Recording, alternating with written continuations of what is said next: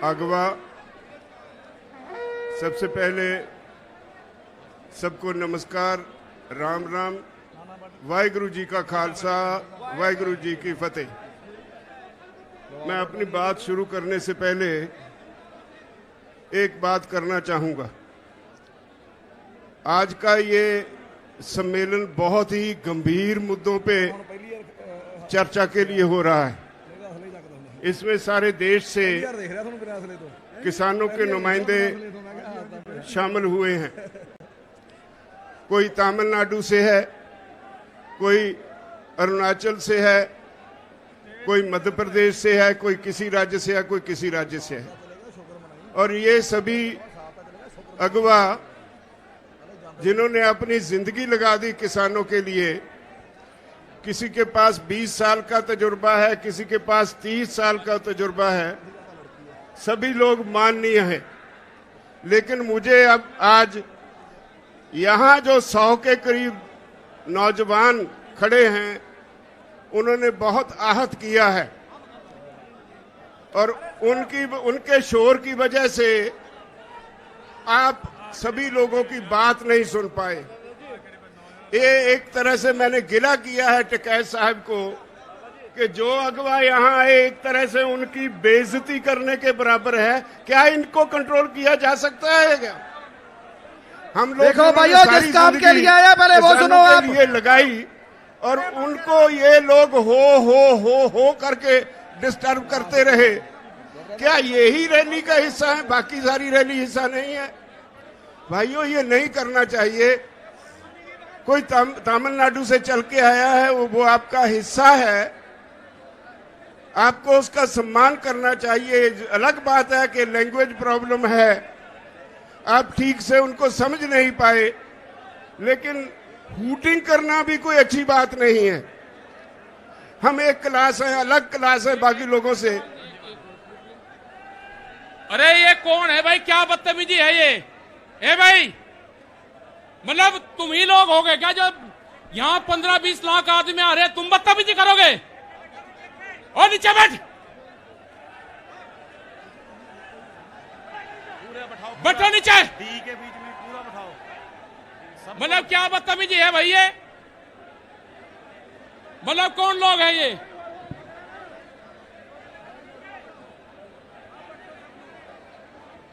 मतलब 20 लोग बदतमीजी कर रहे हैं तो ये मान ना जाए कि किसी ने आपको यूनियन के झंडे लगा के किसी ने आपको भेजा गया है।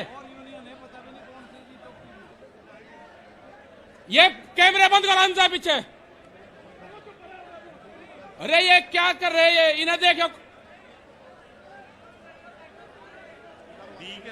ये भी सब लोग बैठ जाओ भाई, सब लोग बैठ जाओ, आप लोग भी भाई। मतलब जो पंजाब से लोग आए, हरियाणा से लोग आए, दिल्ली में आंदोलन चल रहा है, आप उनकी बात नहीं सुनोगे? मतलब आपको शर्म नहीं लग रही कि राज्यपाल जी जैसे लीडर जिन्होंने 50 साल आंदोलन करा और वे आपको कह रहे हैं? अरे मुजफ्फरनगर ने जितना सहयोग करा है भाई, आप लोगों को भी जिम्मेदारी है। आप बैठो भाई, सब लोग बैठो, यहां से प्यार से बैठो भाई, आप लोग सब बैठ जाओ। मतलब शर्म आनी चाहिए भाई। जिनके हाथों में आपने कमान दे रखी, उन्हों की बात तो सुन लो जो आपके लिए लड़ रहे हैं। एक मिनट, ये पूनम और होगी, इनको पीछे बैठाओ सबको। इनसे ये जो बैठे हैं इनको आप पीछे बैठा दो, जितनी जो लेडीज है ये। आप बैठो, पीछे बैठ दो एक बार। वाले को भी बिठा लो। हाँ, यहाँ बैठ लो आप। पूनम पंडित भी हैं, ये भी पीछे बैठो इनसे, आप लोग उन्हें भी हटाओ। वाले को भी बिठा लो। और ये स्टेज के लोग भी नीचे बैठो। ये मतलब देखो, कोई लोग यहाँ पे बदतमीजी करने आ रहे हैं, वे फिर टीवी के माध्यम से बताएंगे हमारे साथ में न्यूसेंस हुई। उन्हीं के लोग न्यूसेंस करने वाले हैं, इस आंदोलन को बदनाम करने वाले हैं। उनसे बचकर रहना आप लोग। और ये जो यहाँ पे 50 लोगों का झुंड है, इन्हें मैं गिरवा कर फिर इनकी तलाश लूंगा आप कौन सी विचारधारा से हो। ये जो 50 लोग हैं, ये कौन सी विचारधारा से हैं, मैं इनकी जानकारी करूंगा फिर यंका यहीं। अगर आप खड़े हो गए, आपको यंके यहीं घेर के मैं तलाशी ले लूंगा आपकी। आप हो कौन? आप शांति से बैठे रहे, बदतमीजी मत करो यहाँ पे।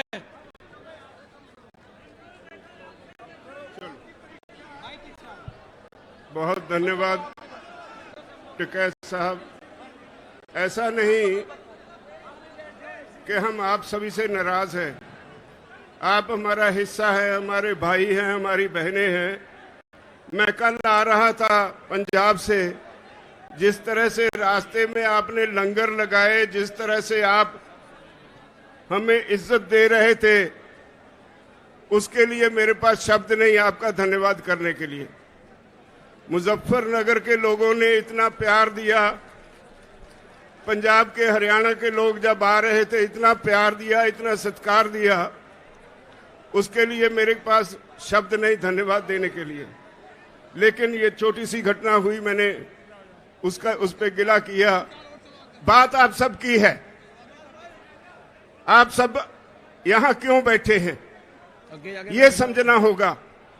आज सारा देश एक खास तरह के संकट में है।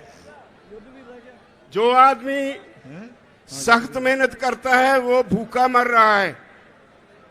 जो आदमी एसी में बैठा है, जो आदमी एक कॉरपोरेट हाउस चलाता है, देश की सारी दौलत उसकी तरफ धक्के से जा रही है।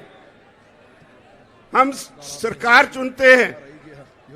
हमारे देश का संविधान कहता है government of the people, by the people, for the people.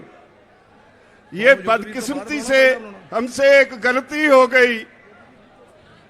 ये हिंदू मुसलमान का नाम लेकर भाजपा वाले सत्ता में आ गए तो सरकार बन गई government of the people, for the corporate, by the people. लोग चुनते तो हैं सरकार, लेकिन वो सरकार आज लोगों के लिए नहीं होती। हम अपने नुमाइंदे चुनते हैं, वो पार्लियामेंट में जाते हैं, विधानसभा में जाते हैं। उनकी पहली ड्यूटी ये होती है कि वो वहां जाकर ऐसी पॉलिसीज बनवाएं जिससे लोग शांति से अपना जीवन जी सके। ऐसे कानून बनवाएं जिससे लोगों को तरक्की करने में मदद मिले। लेकिन हो क्या रहा है, कुछ कॉरपोरेट हाउसेस, आज देश की हर चीज उनके लिए सेल पे लग गई है। रेलवे बेच दी अडानी को, हवाई अड्डे अडानी को, तेल का बिजनेस अंबानी को, कम्युनिकेशन अंबानी को, एयरपोर्ट अडानी को। एक एक करके देश के असेट्स जो हैं, देश की जो मूल्यवान चीजें हैं, जो देश के लोगों के खून पसीने की कमाई से खड़ी की गई, वो सारी बेची जा रही हैं। तो अब कृषि सेक्टर रह गया था।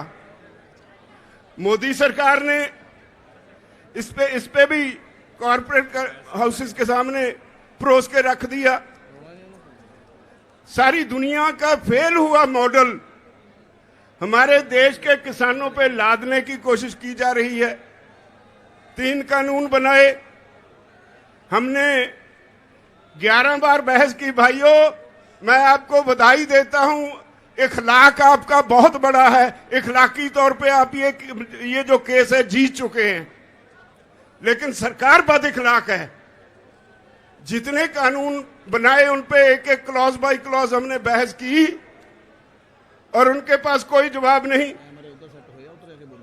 लेकिन झूठ बोलने में बहुत माहिर हैं और इसी वजह से आज सारा देश इस आंदोलन में कूद पड़ा है।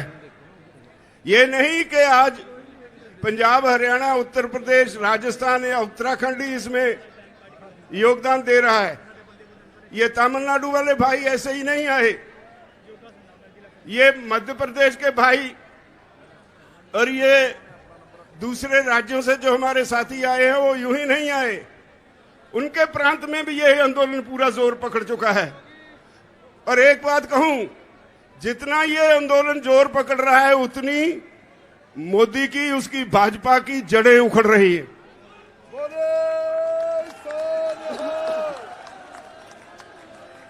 हमने बंगाल के चुनाव के वक्त कहा था कि हमारा काम नहीं है ये, अगर सरकार को वोट की राजनीति से बिना कोई बात समझ में नहीं आती तो हम वोट पे चोट करेंगे। हम बंगाल गए, वोट पे चोट की, तो आज कहां है वो जो पूरा जोर लगाया हुआ था अमित शाह और मोदी जी ने दोनों को लोगों ने मांझ के रख दिया। जिंदाबाद। अब वो कहते थे ये तो पंजाब से हैं, ये तो हरियाणा से हैं, ये तो थोड़े से यूपी से हैं, थोड़े से राजस्थान से हैं, और कभी खालिस्तानी, कभी पाकिस्तानी, कभी आंदोलनजीवी, पता नहीं क्या क्या नाम दिए हमें। जिसे अन्नदाता कहते थे उसे तरह तरह से गालियां दी गई।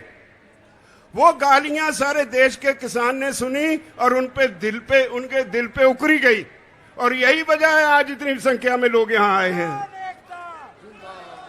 इतनी गालियां मेरे ख्याल में अपने जीवन में इस देश का किसान तो भूल नहीं पाएगा, कभी बीजेपी को माफ नहीं करेगा। अब वो कहते हैं राजहट है, कहने के लिए जवाब कोई नहीं। 9.5 महीने से किसान बॉर्डर पे बैठा है।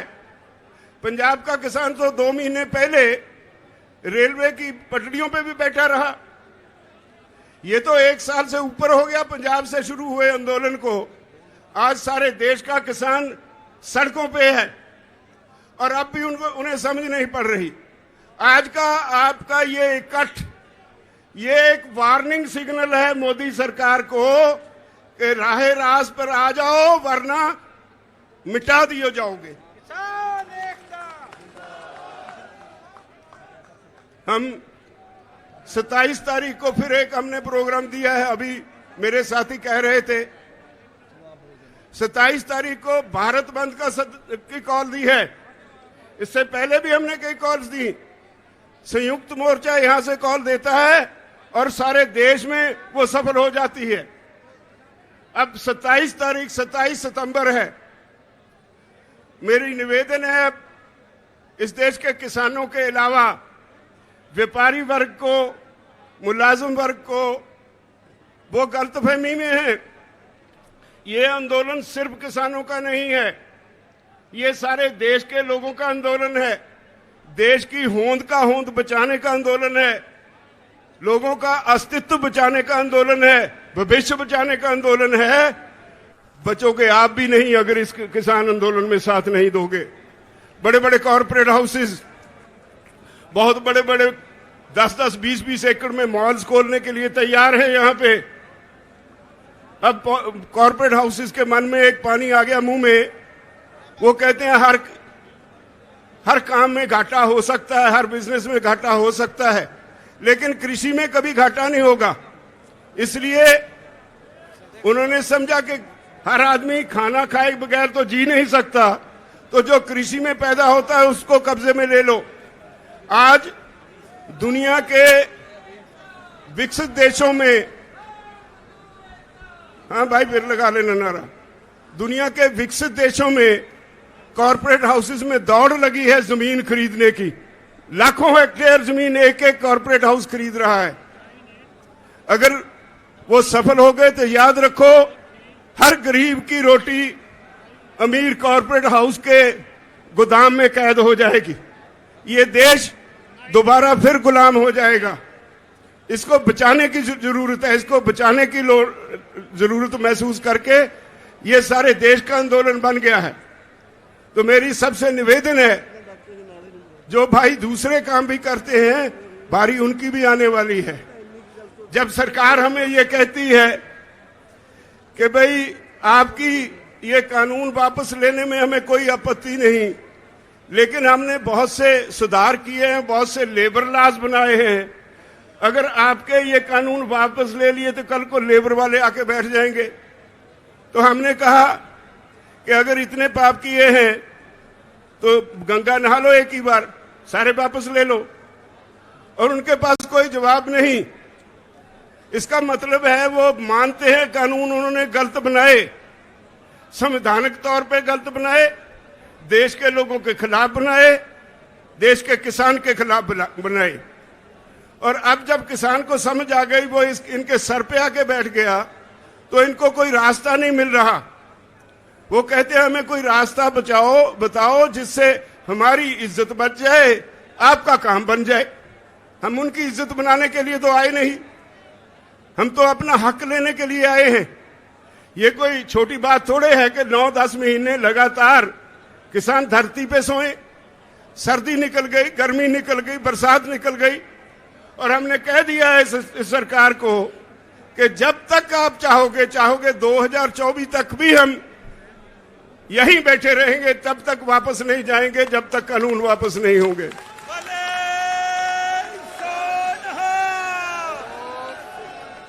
मुजफ्फरनगर की ये रैली, भाइयों, आपकी आज की ये रैली सारी दुनिया इसको देख रही है।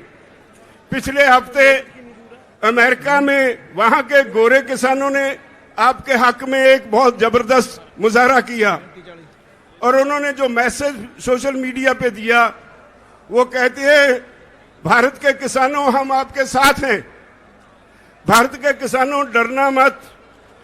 इन्होंने हमें डरा के कॉरपोरेट्स के चुंगल में फंसा दिया, और आज हमारी हालत ये है कि कॉरपोरेट का नाम सुनते ही हमें कंपकपी छिड़ जाती है। मत डरना इनसे, आपके साथ सारी दुनिया के लोग हैं। हाउस ऑफ कॉमन्स में 2 बार बहस हो चुकी है आपके इन कानूनों के ऊपर। ऑस्ट्रेलिया में, न्यूजीलैंड में, कनाडा में, हर देश की पार्लियामेंट पे चर्चा हो गई। विदेशों में सरकार की खिल्ली उड़ रही है।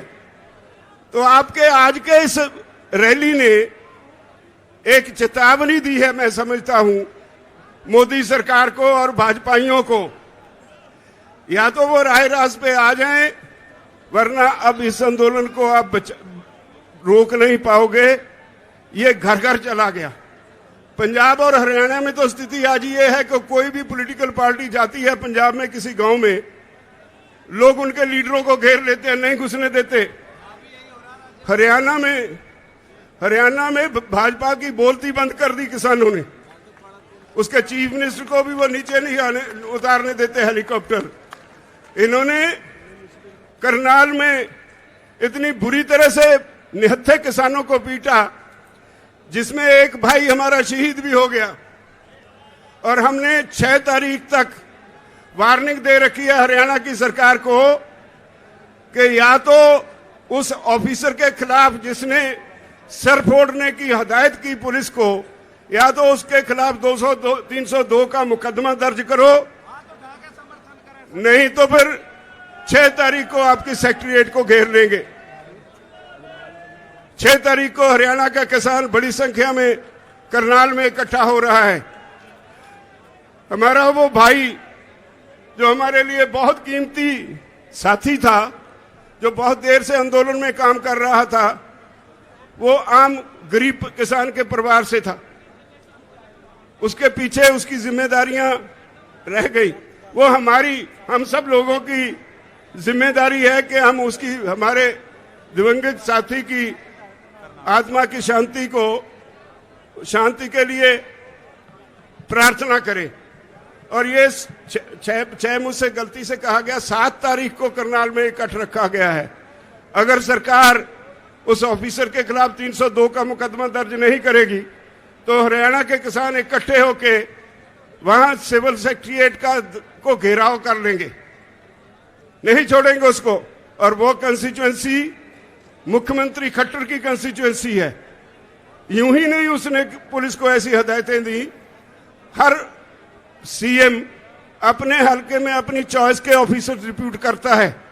अगर वो आज जो ऑफिसर है, पता चला है वो आरएसएस के एक कार्यकर्ता का भतीजा है, अगर उसे ताकत इतनी चढ़ी है तो देख लेंगे, हम भी तैयार हैं फेस करने को। अब तो पंजाब में भी शुरू हो गया। मोगा पे किसानों पे लाठियां चली, माचीवाड़ा पे वो कुछ कर नहीं पाए। सुखबीर बादल रास्ता छोड़ के किसी और रास्ते से भाग गए, लेकिन एक झूठी एफआईआर वहां भी हमारे वर्कर्स पे उन्होंने दर्ज कर ली। तो हम इन बातों से डरने वाले नहीं हैं। लड़ाई बहुत अहम है, लड़ाई हमारे भविष्य की है, हमारे बच्चों की है। इसलिए मैं आप सभी से निवेदन करता हूं, जिस तरह से आप आज संयुक्त किसान मोर्चा की कॉल पे मुजफ्फरनगर में बड़ी संख्या में आए हैं। मुझे पता है सरकार ने रेल्स बंद कर दी, नेट बंद कर दिया, लेकिन पता नहीं कितनी कितनी दूर मुजफ्फरनगर से बाहर हमारे साथी बसों में, कारों में जो आए हैं, इस वक्त भी उनको यहां आने के लिए रास्ता नहीं मिल रहा। सारे रास्ते चौक हो गए और वो वहीं खड़े इंतजार कर रहे हैं अपनी बारी का। जब ऐसे लोग बाहर निकल आए, आम जनता बाहर निकल आए, तो सरकारें कुछ बिगाड़ नहीं सकती। मैं समझता हूं मोदी सरकार को सोचने और समझने का समय आ गया है, वरना सरकारें बड़ी नहीं होती, लोग बड़े होते हैं। वरना सरकार को इसकी सजा जरूर मिलेगी, हर हालत में सजा मिलेगी। मैं आप सब भाइयों से एक निवेदन करना चाहता हूं। हम सभी, हमने छोटी सी कॉल दी, आप इतनी संख्या में आ गए, यूपी सारी हिल गई। मुझे लगता है जिस तरह आप आए हैं, यहां बंगाल वाला फार्मूला दोबारा दोहराने जा रहे हैं आप। बोले सोनिहाल। इसमें कोई शक नहीं मुझे कि अगर बीजेपी को वोट पे चोट ही नजर आती है, तो आज के इस समागम के बाद वोट पे चोट लगाने के लिए माहौल तैयार हो गया। मोदी जी तैयार हो जाओ, मैदान में देखेंगे। अब तो आप सभी को बहुत बहुत धन्यवाद, और आप सभी से आखिर में फिर एक बार विनती, आज की रैली के बाद सो नहीं जाना। बहुत बड़ी जिम्मेदारी आपके ऊपर छोड़ के चले हैं। मैं कल से यहां आया हूं, एक रिश्तेदारी में ठहरा था। बहुत से लोग मुझे मिलने आए, एक ही बात कह के मैं क्षमा मांगूंगा। बहुत से लोग मुझे मिलने आए, जो भी आया उसने आते ही पहली एक बात कही कि ये